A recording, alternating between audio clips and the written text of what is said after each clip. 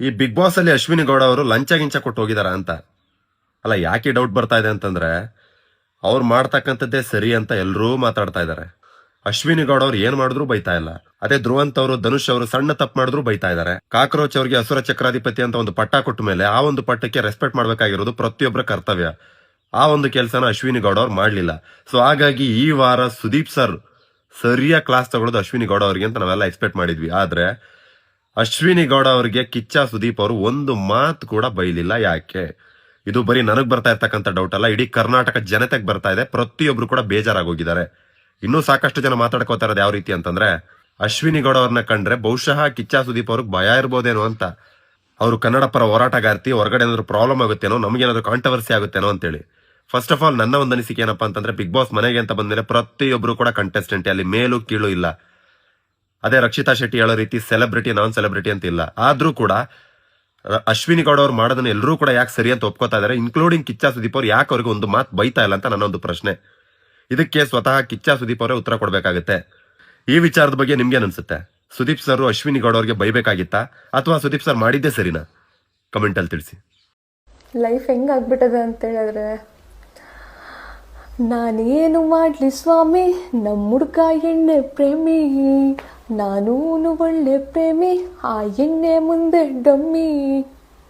ನೀನ್ ಒಂದ್ ವಾರದಿಂದ ಶಾಲೆಗೆ ಹೋಗ್ಲಿಲ್ಲ, ಟೀಚರ್ ನಿನ್ ಮನೆ ಹತ್ರ ಬರ್ತಿದ್ದಾರೆ, ಹೋಗ್ ಎಲ್ಲಾದ್ರೂ ಅಡಿಕೋ. ನಾನ್ ಟೀಚರ್ಗೆ ನೀನ್ ಒಂದ್ ವಾರದಿಂದ ತೀರ್ಕೊಂಡೆ ಅಂತ ಹೇಳಿದೀನಿ, ನೀನ್ ಮೊದ್ಲು ಹೋಗ್ ಅಡಿಕೋ. ದರ್ಶನಕ್ಕೆ ಬೆಡ್ ಸಿಗ್ತಾ ಇಲ್ವಾ ಜೈಲಲ್ಲಿ? ಆಚೆ ಇರುವಾಗ ಯಾರ ಜೊತೆ ಬೆಡ್ ಹತ್ತಬೇಕು ಹತ್ತಬಾರ್ದು ಒಂದ್ ಸ್ವಲ್ಪ ಯೋಚನೆ ಮಾಡ್ಕೊಂಡು ಜೀವನ ಮಾಡಿದ್ರೆ ಇವತ್ತು ಜೈಲಲ್ಲಿ ಬೆಡ್ಗೆ ಪರದಾಡೋ ದಿನ ಬರ್ತಾ ಇರ್ಲಿಲ್ಲ. ಓ ಅಕ್ಕ, ದೊಡ್ಡ ನಮಸ್ಕಾರ. ಅಕ್ಕಂಗೆ ರೀಲ್ಸ್ ಮಾಡಕ್ಕೆ ಯಾವ ವಿಷಯನೂ ಸಿಕ್ತಿಲ್ಲ ಅನ್ಸುತ್ತೆ, ಅದಕ್ಕೆ ನಮ್ ದರ್ಶನ್ ಡಿ ಬಾಸ್ ಅವರ ಸುದ್ದಿಗೆ ಬಂದ್ಬಿಟ್ಟಿದ್ದಾಳೆ. ಅಕ್ಕ, ನಿಮ್ಗೆ ಒಂದ್ ಮಾತನ್ನ ತಿಳ್ಸ್ಕೊಳಕ್ ಇಷ್ಟಪಡ್ತೀನಿ. ದರ್ಶನ್ ಅವರು ಮತ್ತೆ ದರ್ಶನ್ ಅವರ ಫ್ಯಾನ್ಸ್ ಗೆ ಟ್ರಿಗರ್ ಮಾಡಕ್ಕೆ ಯಾವತ್ತೂ ಹೋಗ್ಬೇಡಿ. ದರ್ಶನ್ ಅವರ ಫ್ಯಾನ್ಸ್ ಪವರ್ ಏನು ಅಂತ ನಿಮ್ಗೆ ಇನ್ನ ಸರಿಯಾಗಿ ಗೊತ್ತಿಲ್ಲ ಅನ್ಸುತ್ತೆ. ಅಕ್ಕ, ಒಂದ್ ಮಾತು ಹೇಳಕ್ಕೆ ಇಷ್ಟಪಡ್ತೀನಿ. ದರ್ಶನ್ ಅವರು ಇನ್ನ ಅಪರಾಧಿ ಅಂತ ಪ್ರೂವ್ ಆಗಿಲ್ಲ. ಸೊ ಅಲ್ಲಿವರೆಗೂ ಸ್ವಲ್ಪ ತಡ್ಕೊಳ್ಳಿ. ಹೀಗೆ ನೀವು ದರ್ಶನ್ ಫ್ಯಾನ್ಸ್ ಗಳನ್ನ ಟ್ರಿಗರ್ ಮಾಡ್ತಾ ಹೋದ್ರೆ ತಾವು ಎಲ್ಲಿದಿರೋ ಅಲ್ಲೂ ನಿಮ್ಗೆ ಬೆಡ್ ಸಿಗ್ದಂಗೆ ನಮ್ಮ ಅಭಿಮಾನಿಗಳು ಮಾಡ್ತಾರೆ. ಸ್ವಲ್ಪ ದರ್ಶನ್ ಅವ್ರ ಮೇಲೆ ಮಾತಾಡ್ಬೇಕಾದ್ರೆ ಒಂಚೂರು ಗೌರವ ಇಟ್ಟು ಮಾತಾಡಿ. ಅವರು ಎಲ್ಲೋ ಹಾದಿ ಬೀದಿ ಮೇಲೆ ಹೋಗೋ ಜನರಲ್ಲ. ಅವ್ರನ್ನ ಮುಟ್ಬೇಕಾದ್ರೆ ಪೊಲೀಸರು ರೆಸ್ಪೆಕ್ಟ್ ಇಂದ ಅವ್ರನ್ನ ಎತ್ತಾಕೊಂಡು ಹೋಗಿದ್ರು. ದರ್ಶನ್ ಅವರು ಕಳ್ಳನೇ ಆಗಿರ್ಬೋದು, ಇಲ್ಲ ಖಳನಾಯಕನ ಮಗನೇ ಆಗಿರ್ಬೋದು.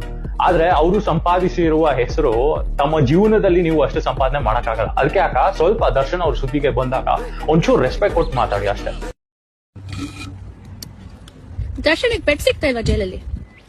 ಆಚೆ ಇರುವಾಗ ಯಾರ ಜೊತೆ ಬೆಡ್ ಹತ್ತಬೇಕು ಹತ್ತಬಾರ್ದು ಒಂದ್ ಸ್ವಲ್ಪ ಯೋಚನೆ ಮಾಡ್ಕೊಂಡು ಜೀವನ ಮಾಡಿದ್ರೆ ಇವತ್ತು ಜೈಲಲ್ಲಿ ಬೆಡ್ಗೆ ಬರ್ತದೆ. ಇದ್ರ ಪ್ರಕಾರ ಫ್ಲಾಟ್ ಸರ್ಫೇಸ್ ಮೇಲೆ ದಿಂಬಿಲ್ದಿರ ಮಲಗಿದ್ರೆ ಬೆನ್ನೋವಿಗೆ ತುಂಬಾ ಒಳ್ಳೇದಂತೆ. ಹೆಣ್ಮಕ್ಳ ಬಗ್ಗೆ ತುಂಬಾ ಗೌರವ ಇದೆ ನಮ್ಗೆ, ತುಂಬಾ ಬೆಲೆ ಕೊಡ್ತೀವಿ ನಾವು. ಆದ್ರೆ ಈ ತರ ಮಾತಾಡೋರ್ ಬಗ್ಗೆ ಏನ್ ಮಾತಾಡ್ಬೇಕು ಅಂತ ನೀವೇ ಹೇಳಿ ಒಂದ್ಸಲ. ನಾನು ಮಾತಾಡ್ತಿರೋದು ಸರಿನಾ ತಪ್ಪಾ ಅಂತ ಹೇಳಿ. ಆಯುರ್ವೇದಿಕ್ ಪ್ರಕಾರ ಏನ್ ಹೇಳ್ದಲ್ಲ ನೀನು, ನಾನದ್ ಹೇಳ್ತೀನಿ ಕೇಳು. ಆಯುರ್ವೇದಿಕ್ ಪ್ರಕಾರ ಬಟ್ಟೆ ಇಲ್ದಂಗ್ ಮಲ್ಕೊಂಡ್ರೆ ಆರೋಗ್ಯಕ್ಕೆ ಒಳ್ಳೇದಂತೆ. ಮನೆಗೆ ಹೋಗಿ ಟ್ರೈ ಮಾಡು.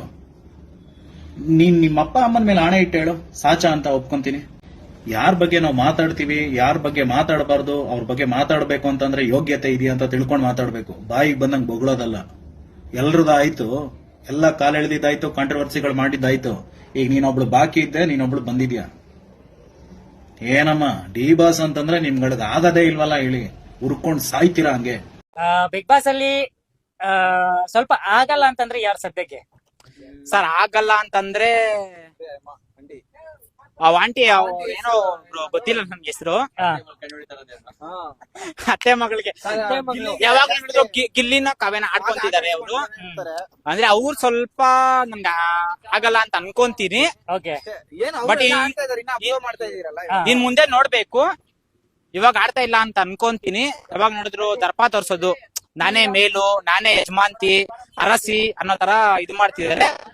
ನೋಡೋಣ ಬ್ರೋ, ಇನ್ನ ಮುಂದೆ ನೋಡೋಣ. Thank you bro. ಅವ್ನು ಯಾರು ಕಾಂತಾರ ಹೀರೋ ಫ್ಯಾಮಿಲಿ ಸಮೇತ ಧರ್ಮಸ್ಥಳಕ್ಕೆ ಹೋಗೋನೆ ಗುರು. ಇಂಥವ್ರ ಫಿಲಮ್ ಎಲ್ಲ ನೋಡಿ ಎಂಕರೇಜ್ ಮಾಡ್ತಿರಲ್ಲ, ನಿಮಗ್ ಬುದ್ಧಿ ಇಲ್ವಾ? Do not encourage such fellows who are ideologically taking society into wrong routes. ಅಂತ ಫಿಲಮ್ ಯಾಕ್ರಿ ನೋಡ್ತೀರಾ? ಕಾಂತಾರ ಹೀರೋ ಯಾರ ಜೊತೆ ಕೂತ್ಕೊಂಡು ಫೋಟೋ ಹಾಕಿದಾನೆ ನೋಡ್ಕೊಳ್ಳಿ. ಇಂಥವ್ರಿಗೆಲ್ಲ ಎಂಕರೇಜ್ಮೆಂಟ್ ಕೊಡ್ತಿರಲ್ರಿ. ಈ ಮಟ್ಟಕ್ಕೆ ರಾಜ್ಯ ಬಂದಿದೆ ಅಂತಂದ್ರೆ ಇವತ್ತು ಕೂಡ ಇಂಥ ಕಿತ್ತೋಗಿರೋ ಫಿಲಮ್ಗಳನ್ನ ನೋಡಿ ಎಂಕರೇಜ್ ನೀವು ಅವನ ಫಿಲಮ್ ಅನ್ನ ಯು ಬಾಯ್ಕಾಟ್ ದಟ್ ಫೆಲೋಸ್. ಅಲ್ರಿ ಬಡವರ ಮಕ್ಕಳು ಸತ್ತೋಗಿದ್ದಾರೆ, ರೇಪ್ ಆಗಿದ್ದಾರೆ, ಕಿಂಚಿತ್ತು ಅವನಿಗೆ ಮಾನವೀಯತೆ ಇಲ್ಲ ಅಂತಂದ್ರೆ ಅಂತ ಫಿಲಮ್ಗಳನ್ನ ನೋಡುವಂತರು ನೀವು ಎಂತ ಯಮಘಾತಕರು ಅನ್ನೋದನ್ನ ನಾನ್ ನಿಮಗೆ ಹೇಳ್ಬೇಕಾಗಿದೆ. ಯಾರ ಬಗ್ಗೆ ಮಾತಾಡ್ತಾ ಇದ್ದೀನಿ ನನ್ನ ಹೆಸರು ಹೇಳಕ್ ಇಷ್ಟ ಇಲ್ಲ. ಯಾವನ್ ಹೋಗಿದ್ದಾನೆ ಅವನ ಜೊತೆ ಕೂತ್ಕೊಂಡಿದ್ದಾನೆ, ಕುಟುಂಬ ಸಮೇತ ಫೋಟೋ ಹಾಕಿದ್ದಾನೆ. What is he trying to project? ಏನ್ ಪ್ರೊಜೆಕ್ಟ್ ಮಾಡ್ತಾ ಇದ್ದಾನೆ? ನಾವೆಲ್ಲ ದಡ್ರ ಅನ್ಕೊಂಡ್ಬಿಟ್ಟಿದ್ದಾನೆ ಅವನು ಫಿಲಮ್ ಅನ್ನ ಬ್ಲಾಕ್ ಕೊಟ್ಟು ನೋಡ್ತಿರಲ್ಲ, ಅವನ್ ದುಡ್ಡು ಮಾಡ್ಕೊಳ್ಳಿ ಅಂತ. ನಿಮಗ್ ಬುದ್ಧಿ ಇಲ್ವಾ? ಏನ್ ಮೆಸೇಜ್ ಕೊಡ್ತಾ ಇದ್ದಾನೆ ಅವನು? ಆ ಫಿಲಮ್ ಅಲ್ಲಿ ಏನ್ ಮೆಸೇಜ್ ಇದೆ? ಭ್ರಷ್ಟಾಚಾರದ ಬಗ್ಗೆ ಇದೆಯಾ? ರಾಜಕಾರಣಿಗಳ ಬಗ್ಗೆ ಇದೆಯಾ? IPS ಆಫೀಸರ್ಸ್ ಬಗ್ಗೆ ಇದಾ? ಒಬ್ಬ ಸ್ವಾಮೀಜಿ ಕಿಂಗ್ ಪಿನ್ ಆಗಿದ್ದಾನೆ ಅವಾಲಾ ನೆಟ್ವರ್ಕ್, ಅವನ ಬಗ್ಗೆ ಇದೆಯಾ? ಈ ಲೂಟಿಕೋರರ ಬಗ್ಗೆ ಇದೆಯಾ? ನಿಮ್ಮ ಟ್ಯಾಕ್ಸ್ ದುಡ್ಡನ್ನ ತಿಂತಾ ಇದ್ದ, ಅದ್ರ ಬಗ್ಗೆ ಎಂತದಿಲ್ಲ. ಯಾವ್ದೋ ಕಿತ್ತೋಗಿರೋದನ್ನ ಮಾಡಿ ನಿಮಗೆ ಗೂಬೆ ಮಾಡ್ತಾನೆ ಅಂತಂದ್ರೆ ಅವನೋಗಿ ಎಲ್ಲಿ ಕೂತಿದ್ದಾನೆ, ಯಾರ ಜೊತೆ ಕೂತಿದ್ದಾನೆ? ಕುಟುಂಬ ಸಮೇತ ಯೋಚನೆ ಮಾಡಿ. ನಾನು ಇಷ್ಟು ಹೇಳಬಲ್ಲೆ ಗುರು, ಮಿಕ್ಕಿದ್ದು ನಿಮಗ್ ಬಿಟ್ಟಿದ್ದು. ನಾನ್ ನಿಜವಾಗ್ಲೂ ಹೇಳ್ತೀನಲ್ಲ, ನನ್ಗೆ ಯಾರ ಕರೆದ್ರು ಕಾಂತಾರ ನೋಡೋಕೆ ಹೋಗಲ್ಲ, ಯಾರನ್ನ ಗೂಬೆ ಮಾಡ್ತಾರ ಅದನ್ನೆಲ್ಲ ತೋರಿಸಿ ನಮ್ಗೆ. We are not fools. Abhi ಏನ ನೋಡ್ತಿದ್ಯಾ ಅಭಿ? ಅಭಿ ಬಾರೋ ಅಭಿ, ನಂಗೆ ಜಾಮೂನ್ ಕೊಡ್ಸಲ್ವಾ ಅಭಿ? ಬಾರೋ, ಜಾಮೂನ್ ತಿನ್ಬೇಕು ಅಂತ ಆಸೆ ಆಗ್ಬಿಟ್ಟೈತೆ ಅಭಿ. ಜಾಮೂನ್ ಜೊತೆ ಜಿಲಾಬಿ ಬೇರೆ ಬೇಕು. ಕರ್ಕೊಂಡೋಗಲ್ವಾ? ರೆಸ್ಟೋರೆಂಟ್ ಕರ್ಕೊಂಡ್ ಹೋಗ್ತೀಯಾ? ಇಲ್ಲ ಅಂತಂದ್ರೆ ಪಾರ್ಕ್ ಕರ್ಕೊಂಡ್ ಹೋಗ್ತೀಯಾ? ಅಭಿ ಬೇಗ ಬಾರೋ, ಜಾಮೂನ್ ತಿನ್ಸು, ಜಿಲಾಬಿ ತಿನ್ಸು, ಅದ್ರ ಜೊತೆಗೆ ಇನ್ನೊಂದು ಕ್ಯಾಂಡಿ ಐಸ್ ಕ್ರೀಮ್ ಕೊಡಿಸ್ಬೇಕಪ್ಪ. ಈಗ ನೋಡಿ ನೀನು ನಂಬಿದೀನಿ. ಎಲ್ರಿಗೂ ನಮಸ್ಕಾರ. ನಾನೊಂದು ಮಾತಾಡಕ್ ಇಷ್ಟಪಡ್ತೀನಿ. ಇಲ್ಲಿ ಮೇಲ್ ತೋರ್ತಾ ಇದ್ದಾರಲ್ಲ ಕಪಿಗಳು, ಅಂತವ್ರನ್ನ ಯಾಕೆ ಫಾಲೋ ಮಾಡ್ತೀರಾ ಅಂತ ಫಸ್ಟ್ ಆಫ್ ಆಲ್ ನನ್ ಕಮೆಂಟ್ ಆನ್ಸರ್ ಮಾಡಿ. ಏನಕ್ಕೆ ಫಾಲೋ ಮಾಡ್ತೀರಾ ಅಂತವ್ರನ್ನ ನೀವು ಫಾಲೋ ಮಾಡೋದ್ರಿಂದ ಅವ್ರಿಗೆ ಏನಾಗುತ್ತೆ ಹೇಳಿ, ಅವ್ರ ದಿಮಾಕು ಇಲ್ಲಿದ್ದು ಇಲ್ಲಿಗೆ ಹೋಗುತ್ತೆ. ಸೊ ಅದಕ್ಕೆ ಅಂತವ್ರಿಗೆ ಸಪೋರ್ಟ್ ಮಾಡಕ್ ಹೋಗ್ಬೇಡಿ. ದಯವಿಟ್ಟು ಟ್ಯಾಲೆಂಟ್ ಇದ್ದವ್ರಿಗೆ ಬೆಲೆ ಕೊಡಿ ಪ್ಲೀಸ್. ನಾನು ಕರ್ನಾಟಕ ಜನತದ ಕೈ ಮುಗಿದು ಬೇಡ್ಕೋತೀನಿ. ಏಕೆಂದ್ರೆ ಟ್ಯಾಲೆಂಟ್ ಇದ್ದವ್ರಿಗೆ ನಾವು ಬೆಳೆಸಿದ್ರೆ ಅವರಿಂದ ಇನ್ನೊಬ್ರು ಬೆಳೀತಾರೆ. ಅದನ್ನ ಅವ್ರು ನೋಡ್ಕೊಂಡು ಅವರ ಜೀವನ ಶೈಲಿಯಲ್ಲಿ ಏನೇ ಆಗ್ಲಿ, ಇಂಥ ಕಪಿಗಳನ್ನ ಬೆಳೆಸಿದ್ರೆ ಈ ಕಪಿಗಳನ್ನ ನೋಡಿ ಮತ್ತೊಂದು ಕಪಿ ಹುಟ್ಟುತ್ತವೆ. ಅಂದ್ರೆ ಇವ್ರನ್ನ ನೋಡಿ ಇವ್ರು ಮಾಡೋ ಮಂಗ ಚೇಷ್ಟೆನ ಇನ್ನೊಬ್ರು ಕಲಿತಾರೆ. ಸೊ ಅಂತವ್ರನ್ನ ಸಪೋರ್ಟ್ ಮಾಡಕ್ ಹೋಗ್ಬೇಡಿ. ದಯವಿಟ್ಟು ಟ್ಯಾಲೆಂಟಿಗೆ ಬೆಲೆ ಕೊಡಿ. ನಾನು ಇಷ್ಟೇ ಹೇಳೋದಷ್ಟೇ, ನನ್ ಬೇರೆ ಏನಿಲ್ಲ. ಡೈರೆಕ್ಟ್ ಆಗಿ ಹೇಳ್ತಾ ಇದ್ದೀನಿ. ಆಸ್ ಅ ಡಿ-ಬಾಸ್ ಫ್ಯಾನ್ ಆಗಿ ನಾವು ಸ್ಟ್ರೈಟ್ ಟ್ಯಾಲೆಂಟಿಗೆ ಬೆಲೆ ಕೊಡಿ. ದಯವಿಟ್ಟು ಈ ವಿಡಿಯೋ ಇಷ್ಟ ಆದ್ರೆ ಫಾಲೋ ಮಾಡಿ, ನನಗೆ ಸಪೋರ್ಟ್ ಮಾಡಿ. Thank you guys. Hello hi friends, ಇವತ್ತು ಸ್ಪೆಷಲ್ ಬರ್ತಾ ಇದೆ ಪ್ರಶಾಂತ. ಪ್ರಶಾಂತ್ ವಿಷಯ ಪ್ರಶಾಂತ್ ಗಮನಿಸಿ ಊಟ ಆಫ್ ದ ಆರ್ಟ್ಸ್ ಹುಡುಗ ಚೆನ್ನಾಗಿರ್ತ ರಾಜ ಮುಂದಿನ ರಾಜ ದೇವದುರ್ಗ ಇರ್ತಾನ. ಹುಡುಗ ಐ ಲವ್ ಯು ರಾಜ.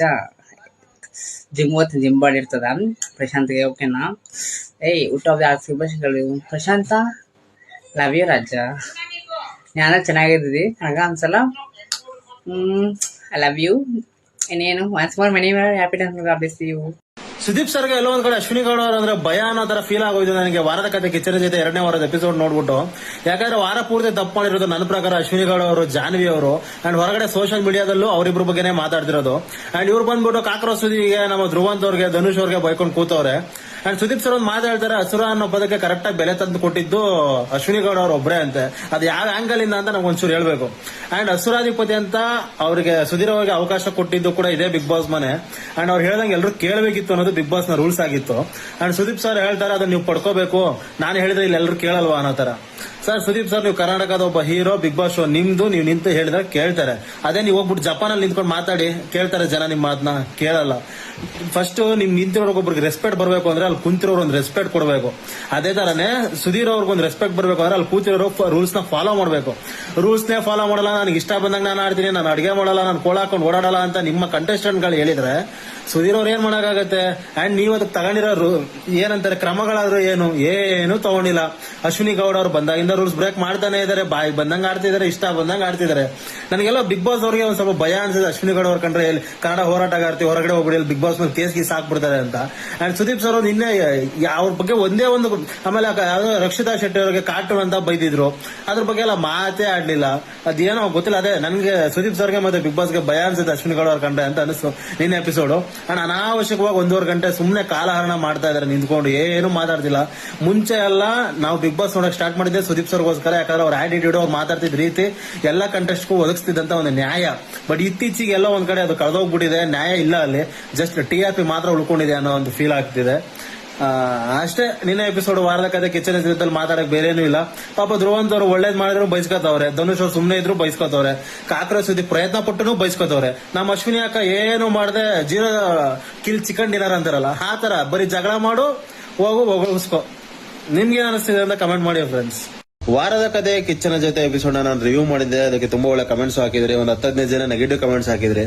ಅದರಲ್ಲಿ ಒಂದಿಷ್ಟು ಜನ ಅಮ್ಮ ಅಕ್ಕ ಅಂತಾನು ಹಾಕಿದ್ರಿ. ವಾಪಸ್ ನಿಮ್ಗೆ ಅದೇ ಭಾಷೆಲಿ ಉತ್ತರ ಕೊಡಕ್ಕೆ ನನಗೆ ಜಸ್ಟ್ 1 ಸೆಕೆಂಡ್ ಸಾಕು. ಬಟ್ ನನಗೂ ನಿಮ್ಗೆ ಒಂದ್ ಸ್ವಲ್ಪ ಡಿಫ್ರೆನ್ಸ್ ಇರ್ಬೇಕಲ್ವಾ. ನಮ್ಮಮ್ಮನೂ ಒಂದು ಹೆಣ್ಣೆ, ನೀವು ನಿಮ್ಮಮ್ಮನೂ ಒಂದು ಹೆಣ್ಣೆ. ನಮ್ಮಮ್ಮಂಗ್ ಬೈದ್ರೆ ನಿಮ್ಮಮ್ಮಂಗ್ ಬೈದಂಗೆ, ನಿಮ್ಮಮ್ಮಂಗ್ ಬೈದ್ರೆ ನಮ್ಮಮ್ಮಂಗ್ ಬೈದಂಗೆ. ಸೊ ಅಲ್ಲಿ ನಿಲ್ಲಿಸ್ಬಿಡೋಣ, ಅದನ್ನ ಬೈಕೊಳ್ಳಿ ಪರವಾಗಿಲ್ಲ, ನಿಮ್ಮಮ್ಮಂಗ್ ನೀವೇ ಬೈಕೊಂಡಂಗೆ ಆಗತ್ತೆ. ಅಂಡ್ ನಿನ್ನೆ ಎಪಿಸೋಡ್ಗೆ ಬರೋಣ, ವೀಕೆಂಡ್ ವಿತ್ ಸುದೀಪ ಎಪಿಸೋಡ್ಗೆ. ಅದರಲ್ಲಿ SR ರೌಂಡ್ ಅಲ್ಲಿ ನಮ್ಮ ಅಶ್ವಿನಿ ಗೌಡ ಅವ್ರಿಗೆ ಅಂದ್ರೆ ಎಲ್ಲ ಇಡೀ ಮನೆಗೆ ಒಂದು ಕ್ವಶನ್ ಕೇಳ್ತಾರೆ, ರಕ್ಷಿತಾ ಅವ್ರ ಈ ಮನೆಯ ಕಾರ್ಟೂನ್ ಅಂತ. ಆ ಸ್ಟೇಟ್ಮೆಂಟ್ ಮಾಡಿದೆ ನಮ್ಮ ಅಶ್ವಿನಿ ಅಕ್ಕ ಅವರು. ಮರ್ತೋಗ್ಬಿಟ್ಟಿದ್ದಾರೆ ಅನ್ಸುತ್ತೆ, ವಯಸ್ಸಾಯ್ತಲ್ವಾ ಅವರು. ಇಲ್ಲ, ನಮ್ಮ ರಕ್ಷಿತಾ ಅವ್ರಿಗೆ ತುಂಬಾ ಮೆಚುರಿಟಿ ಇದೆ, ಅವ್ರ ಕಾರ್ಟೂನ್ ಅಲ್ಲ, ಅವರು ತುಂಬಾ ಜವಾಬ್ದಾರಿಯುತ ವ್ಯಕ್ತಿ, ತುಂಬಾ ಚೆನ್ನಾಗಿ ಮಾತಾಡ್ತಾರೆ, ತುಂಬಾ ತೂಕವಾಗಿ ಮಾತಾಡ್ತಾರೆ ಅಂತ ಹೇಳ್ತಾರೆ. ಅಕ್ಕಂಗೆ ಅವ್ರು ಹೇಳಿದ್ದೆ ಮರ್ತೋಗ್ಬಿಟ್ಟಿದೆ ಅನ್ಸನ್ಸ್. ಅಂಡ್ SR ರೌಂಡ್ ಅಲ್ಲಿ SR ರೌಂಡ್ ಗಿಂತ ಮುಂಚೆ ಇನ್ನೊಂದು ಟಾಸ್ಕ್ ಕೊಟ್ಟಿದ್ರು, ಒಂದು ಅಂದ್ರೆ ಆಕ್ಟಿವಿಟಿ ತರ, ಡೌರಾಣಿ ಬೇಜವಾಬ್ದಾರಿ ಡೌರಾಜ ಯಾರಿ ಮನೇಲಿ ಅಂತ. 5 ಡೌರಾಣಿಗಳು ನಮ್ಮ ಅಶ್ವಿನಿ ಅಕ್ಕಂಗ್ ಬಂತು. ನನ್ನ ಪ್ರಕಾರ ಹೊರಗಡೆ ಕರ್ನಾಟಕದಲ್ಲಿ ಏನಾದ್ರು ಓಟಕ್ಕೆ ಕೊಟ್ಟಿದ್ರೆ ಒಂದು 10 ಲಕ್ಷ ಜನ ಬಿಗ್ ಬಾಸ್ ನೋಡ್ತಾ ಇದ್ರೆ 9 ಲಕ್ಷ ಜನ ಅದನ್ನೇ ಹೇಳ್ಬಿಟ್ಟಿರೋ. ಯಾಕಂದ್ರೆ ಯಾಕನ್ನಷ್ಟು ಡವ್ ಯಾರು ಮಾಡಲ್ಲ. ಬಿಗ್ ಬಾಸ್ ಅವರು ಅಶ್ವಿನಿ ಅಕ್ಕಂಗೆ ಹೆದರ್ತಾರೆ ಅಂತ ಹೇಳಿದ್ದೆ ನಾನು ನಿನ್ನೆ ಎಪಿಸೋಡ್ ಅಲ್ಲಿ. ಅದು ನಿಜ ಅಂತ ನಿನ್ನೆ ಪ್ರೂವ್ ಆಯ್ತು. ಅವರು ಕುಂಕುಮನ ಕೈ ಮೇಲೆ ಹಾಕೊಂಡು ರಕ್ತ ಬಂತು ಅಂತ ನಾಟಕ ಆಡಿದ್ನ ಯಾಕೆ ತೋರಿಸಿಲ್ಲ ಜನಗಳಿಗೆ? ನಿನ್ನೆ ಅಶ್ವಿನಿ ಅವರು SM ಅವ್ರು ಹೇಳಿದ್ಮೇಲೆ ಜನಕ್ಕೆ ಗೊತ್ತಾಗಿದ್ದವರು ಈ ನಾಟಕಗಳು ಆಡಿದ್ದಾರೆ ಅಂತ. ಅಂಡ್ ಇದೇ ನಮ್ಮ ಅಶ್ವಿನಿ ಅವರು ಕಾವ್ಯಂಗ್ ಕೊಟ್ಟಿರೋದ್ರ ಬಗ್ಗೆ ಡೌರಾಣಿ ಅಂತ ಅವ್ರ ಎಕ್ಸ್ಪ್ಲನೇಷನ್ ಕೊಡ್ತಾರೆ, ಅದನ್ನ ತೋರಿಸ್ತಾರೆ. ಅದೇ ಕಾವ್ಯ ಅವರು ಇವ್ರಿಗೆ ವಾಪಸ್ ಕೊಟ್ಬಿಟ್ಟು ಅದಕ್ಕೊಂದು ಎಕ್ಸ್ಪ್ಲನೇಷನ್ ಕೊಡ್ತಾರೆ, ಅದನ್ನ ಕಟ್ ಮಾಡ್ತಾರೆ. ಈ ತರ ತುಂಬಾ ಆಗಿದೆ. ಅಂಡ್ ನಮ್ಮ ಮಂಜು ಭಾಷಣ ಅವ್ರಿಗೆ ಇವರು ಡುಮ್ಮಿ ಅಂತ ಕರೀತಾರೆ, ಅದು ಸರಿ ಅಂತೆ. ಕಾರ್ಟೂನ್ ಅಂತ ಕರೀತಾರೆ ರಕ್ಷಿತ್ ಅವ್ರಿಗೆ, ಅದು ಸರಿ ಅಂತೆ. ಫ್ರೀ ಟಿಕೆಟ್ ಅಂತ ಕರೀತಾರೆ, ಫ್ರೀ ಪ್ರಾಡಕ್ಟ್ ಅಂತ ಕರೀತಾರೆ, ಫ್ರೀ ಅಂತ ಕಾವ್ಯ ಅವ್ರಿಗೆ ಕರೀತಾರೆ, ಅದು ಕರೆಕ್ಟ್ ಅಂತೆ. ಗಿಲ್ಲಿಗೆ ಬಾಯಿಗೆ ಬಂದಂಗ್ ಮಾತಾಡ್ತಾರೆ, ಅದು ಕರೆಕ್ಟ್ ಅಂತೆ. ಕಾಕ್ರೋಚ್ ಸುದ್ದಿಗೆ ಆಯಪ್ಪ ಈಯಪ್ಪ ಅಂತ ಮಾತಾಡ್ತಾರೆ, ಅದು ಕರೆಕ್ಟ್ ಅಂತೆ. ಈ ಎಮ್ಮಂಗೆ ಈ ಎಮ್ಮ ಅಂದ್ಬಿಟ್ರೆ ಪ್ರಾಬ್ಲಮ್ ಅಂತೆ. ಅದನ್ನ ಸುದೀಪ್ ಸರ್ ಮುಂದೆ ನಿಂತ್ಕೊಂಡು ಸರ್ ಹೆಣ್ಮಕ್ಳಿಗೆ ಗೌರವ ಕೊಟ್ಟು ಮಾತಾಡಕ್ ಹೇಳಿ ಅಂತ ಹೇಳ್ತಾರೆ. ದೇವ್ರೆ, ನಿಮಗೆ ಅನಿಸಿದೆ ಅಂತ ಕಮೆಂಟ್ ಮಾಡಿ ಫ್ರೆಂಡ್ಸ್. ನನಗೆ ನನ್ನ ಪ್ರಕಾರ ಬಿಗ್ ಬಾಸ್ ಮನೆ ಡೌರಾಣಿ ಬಂದ್ಬಿಟ್ಟು ನಮ್ಮ ಯಾರು ಗೊತ್ತಾ, ಜಾನ್ವಿ ಅವರು. ಅವ್ರು ಸಿಕ್ಕಾಪಟ್ಟೆ ಡೌ ಮಾಡಿ ಬಕೆಟ್ ಹಿಡಿತವ್ರು ಅಶ್ವಿನಿ ಅವ್ರಿಗೆ. ಬಿಗ್ ಬಾಸ್ ಮನೆ ಕೂತಂದ್ರೆ ನನ್ನ ಪ್ರಕಾರ ಅಶ್ವಿನಿ ಗೌಡ ಅವರು. ಬೇಜವಾಬ್ದಾರಿತನ ಡಾಕ್ ಸತೀಶ್ ಅವರು. ಡೌರಾಜ ಬಂದ್ಬಿಟ್ಟು ನನಗೆ ಯಾರಿಲ್ಲ ಗೈಸ್, ಹುಡುಗರೆಲ್ಲ ಸ್ವಲ್ಪ ತುಂಬಾ ಡೀಸೆಂಟ್ ಆಗಿರೋರು ಕಳ್ಸಿಬಿಟ್ಟಿದ್ದಾರೆ ಈ ಸತಿ. ವಿನಯ್ ಅಂತವರೆಲ್ಲ ಈ ಸೀಸನ್ ಅಲ್ಲಿ ಇರ್ಬೇಕಿತ್ತು, ಮಜ್ಜಾ ಇರೋದು. ನಿಮ್ಗೇನು ಅನಿಸ್ತದೆ ಅಂತ ಕಮೆಂಟ್ ಮಾಡಿ.